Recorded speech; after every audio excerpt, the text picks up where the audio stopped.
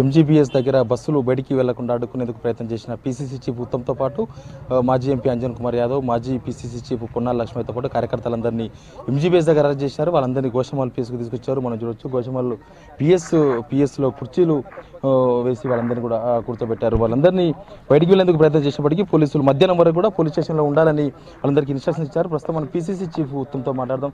Sir చెప్పండి, మీ arrest ఎట్లా చూస్తారు? సరే, మమ్మల్ని అరెస్ట్ చేసినా ఇబ్బంది పెట్టినా మేము పెద్దదిని లెక్క చేసేదేం లేదు. మేము మళ్ళీ డిమాండ్ చేస్తున్నాం, రైతులకి ఏకకాలంలో రుణమాఫీ చేయాలి.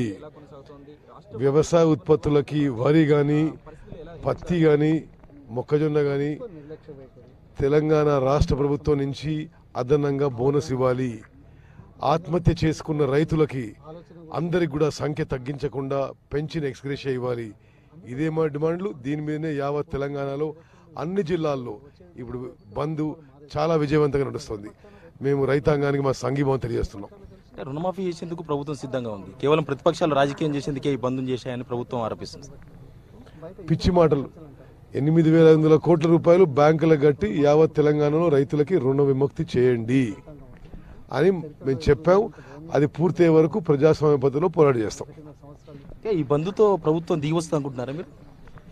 ఈ బంద్తో దిగిరాదా కానీ మొత్తం మీద ఈ దగాకోరు ప్రభుత్వం, రైతు వ్యతిరేక ప్రభుత్వం, ఈ కేసీఆర్ ప్రభుత్వం రైతులకు అన్యాయంగా న్యాయం చేయాలని మేము కోరుతూ అసెంబ్లీలో ఎమ్మెల్యేలందరూ అన్ని పక్షాల వారు కోరుతుంటే వారి నోరు నొక్కి అసెంబ్లీలో నుంచి వారి బయటికి పంపించి సస్పెండ్ చేసి ఏదైతే దౌర్జన్యకరంగా చేస్తున్నటువంటి కేసీఆర్ ప్రభుత్వం, ప్రజా వ్యతిరేక ప్రభుత్వం ఎట్లయితే ఈరోజు శాంతియుతంగా ధర్నా చేసి ప్రజలకు అప్పీల్ చేసుకొని మేము రైతులకు న్యాయం జరపాలి, ఒకేసారి వారి యొక్క రుణాలను మాఫీ చేయాలి, ఏకపక్షంగా నిర్ణయం తీసుకోకుండా అన్ని వర్గాలతోని సమీక్ష చేసి చేయమని చెప్తా ఉంటుంటే దౌర్జన్యకరంగా డిక్టేటర్షిప్ చేస్తున్నటువంటి కేసీఆర్ ప్రభుత్వానికి ప్రజలు గట్టిగా చెప్తారు. ఈ రోజు బంద్లో యువకులు, విద్యార్థులు అందరూ కూడా వాలంటరీగా బయటకు వచ్చి బంద్ను జయప్రదం చేయడానికి ప్రయత్నం చేస్తారు.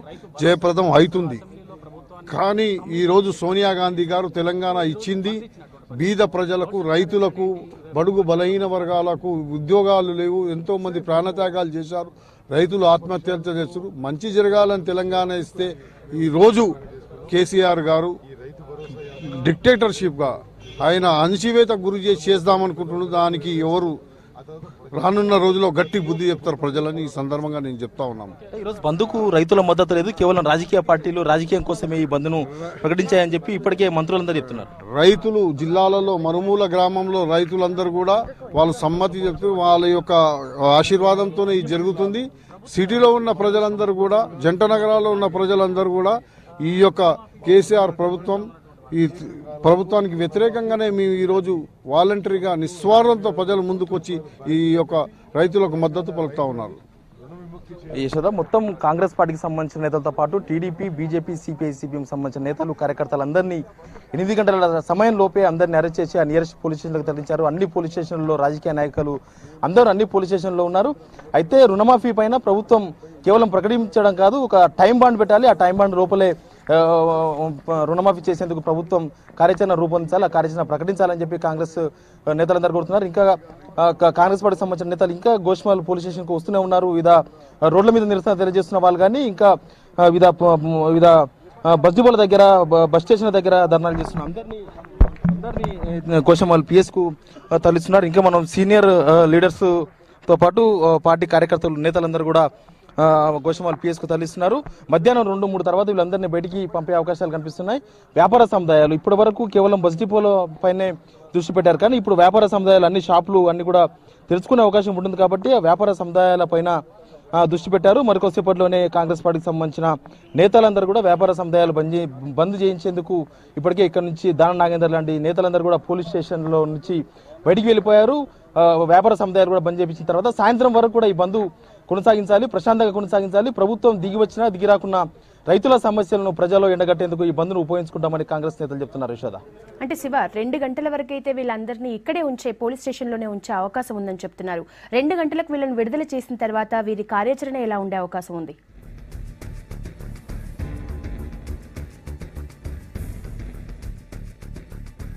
రోజుకి కేవలం బంద్ పైనే దృష్టి పెట్టారు. బంద్ ఈరోజు సాయంత్రం వరకు కూడా బంద్ ఉంటుంది కాబట్టి మళ్ళీ రేపటి నుంచి ఏం చేయాలనే అంశం మీద కాంగ్రెస్తో పాటు మిగతా పార్టీలన్నీ కూడా కాన్సన్ట్రేషన్ చేశాయి. రేపు మళ్ళీ కాంగ్రెస్ పార్టీకి సంబంధించిన నేతలందరూ కూడా నిజామాబాద్లో రైతు భరోసా యాత్రను కొనసాగించబోతున్నారు. అదేవిధంగా టీడీపీకి సంబంధించిన నేతలు కూడా టీడీపీ కార్యాచరణను సాయంత్రం వరకు ప్రకటించే అవకాశం కనిపిస్తుంది. రైతుకు సంబంధించిన రుణమాఫీ 50% రుణమాఫీ మీద ప్రభుత్వం ఖచ్చితమైన ఒక టైం బాండ్ ప్రకటించాలి. 6 నెలలు 3 నెలలు ఏదో ఒక టైంలో పూర్తిగా రుణమాఫీ చేస్తామని ప్రభుత్వం ప్రకటించే వరకు ఈ ఆందోళన కొనసాగుతుందని చెప్పి నేతలు చెప్తున్నారు. మళ్ళీ ఒకసారి అన్ని పార్టీలను కలిపి అన్ని పార్టీలు సమావేశమైన తర్వాత మళ్ళీ భవిష్యత్ కార్యాచరణ ప్రకటించే అవకాశం ఉంది. దాంతో మాజీ పిసిసి చీఫ్ లక్ష్మయ్య గారు ఉన్నారు. సార్ చెప్పండి, ఈరోజు బంద్ తర్వాత కాంగ్రెస్ పార్టీ కార్యాచరణ ఎలా ఉండబోతుంది? మాట్లాడదాం. ఇది ప్రజల పక్షాన్ని నిలబడడానికి చేసే అన్ని కార్యక్రమాలు ఆలోచిస్తాం. ప్రదేశ్ కాంగ్రెస్ కమిటీ తరఫున కార్యక్రమాలు ఆలోచిస్తాం, రూపకల్పన చేస్తాం. ప్రభుత్వం కళ్ళు తెరిచే వరకు, కళ్ళు తెరిపించేంత వరకు మేము ప్రజల పక్షాన ఉంటాము. మేము ఏదో రేపు అధికారంలోకి రావడానికి చేసే కార్యక్రమం కాదు, రాజకీయ కోణంలో చేసేది అంతకన్నా కాదు. ఈ దగాలకు, మోసాలకు, అపహాస్యాలకు అడ్డుకట్ట వేసే విధంగా మేము ప్రభుత్వ కళ్ళు తెరిపించడానికి చేసే ప్రయత్నం. మీరు ఇంకా 3.5 సంవత్సరాలు పరిపాలిస్తారు అయ్యా, ఈ రకమైన పరిపాలన ప్రజలు క్షమించరు అనేది తెలియజెప్పడానికి ఈ కార్యక్రమాలు.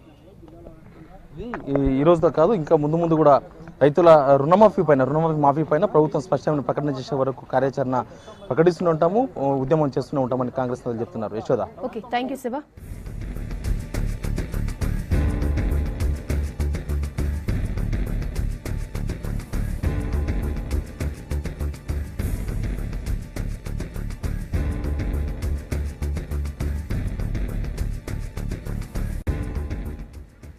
రాష్ట్ర వ్యాప్తంగా బంద్ కొనసాగుతూనే ఉంది. జేబీఎస్ లో ప్రస్తుత పరిస్థితిపై పూర్తి అప్డేట్స్ సంపత్ అందిస్తారు. సంపత్, ప్రస్తుతం జేబీఎస్ దగ్గర పరిస్థితి ఎలా ఉంది?